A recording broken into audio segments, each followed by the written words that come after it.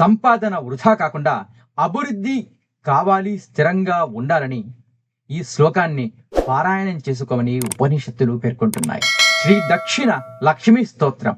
త్రైలోక్య పూజితే దేవీ కమల విష్ణువల్లభే యయా తవ అచలా కృష్ణే తథా భవ మయీ స్థిర కమల చంచలా లక్ష్మీచల భూతి హరిప్రియ పద్మా పద్మాలయ సమ్యక్ ఉచ్చై శ్రీ పద్మధారిణి ద్వాద శైతాని నామాని లక్ష్మీ సంపూజ్య యః పఠేత్ స్థిరా లక్ష్మీ భవేత్ తస్య పుత్ర ధారాభిషేక ఇది శ్రీ దక్షిణ లక్ష్మి స్తోత్రం సంపూర్ణం.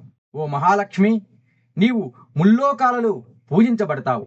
మహావిష్ణువు పట్టమహిషివి, భగవాన్ శ్రీకృష్ణుడి భార్యవి. ఓ కమలా, నీవు నాతోనే స్థిరంగా ఉండిపోవాలని కోరుకుంటున్నాను. ఓ చంచలమైన దేవత, సమృద్ధికి అధినేత్రివైన నీవు ఒక చోటు నుంచి మరొక చోటికి వెళ్ళిపోతూనే ఉంటావు. ఓ ప్రియమైన శ్రీహరి, ఓ పద్మావతి, మీరు ఎప్పటికీ ఆహ్లాదకరమైన వారి.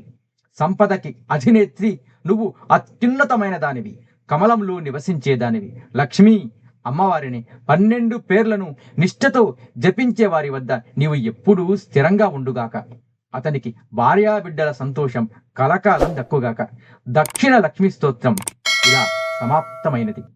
ఓం శ్రీమాత్రే నమః. నీలో నీకు నమ్మకము కలిగినప్పుడే నీవు దేవుడిని నమ్మగలవు. శతం జీవ శరదో వర్ధమాన శతం హేమంతాన్ శతం వసంతాన్. 100 శరత్తులు, 100 హేమంతాలు, 100 వసంతాలు వర్ధిల్లుతూ జీవించండి. ఇట్లు BVS.